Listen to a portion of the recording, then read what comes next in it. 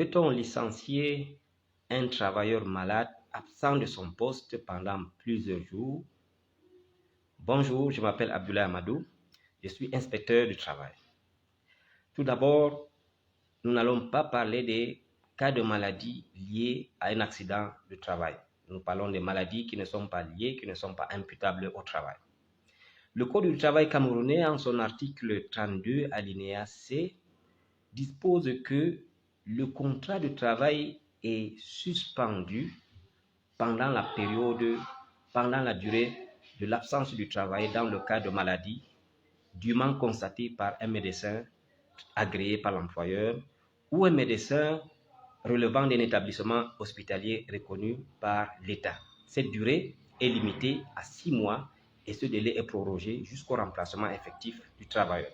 Petit commentaire, c'est que l'employeur n'a pas le droit de licencier un travailleur malade absent de son poste pendant les 6 premiers mois. Mais il a la latitude de rompre ce contrat après les 6 mois, tout comme il peut attendre jusqu'à son rétablissement.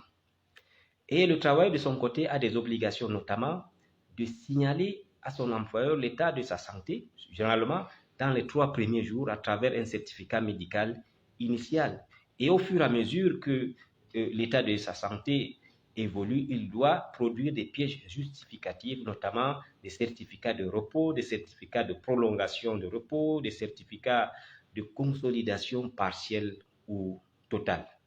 La remarque, c'est que lorsque le travailleur est traité par un guérisseur traditionnel, il ne pourra pas donc justifier de son état de santé et par conséquent, l'employeur pourra facilement le licencier. Et maintenant, la question subsidiaire, c'est qu'en est-il de sa rémunération?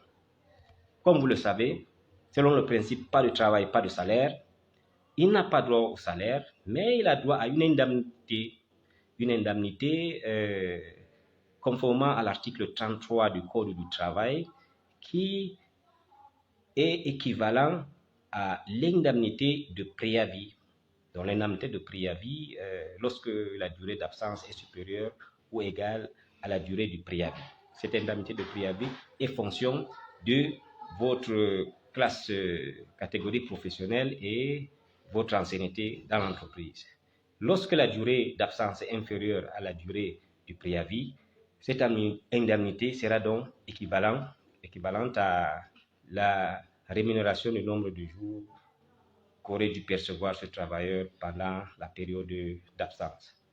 Voici donc quelques éléments de réponse à votre question. Vous également, n'hésitez pas, vous pouvez poser votre question qui fera l'objet de la prochaine vidéo. Sur ce, bon boulot.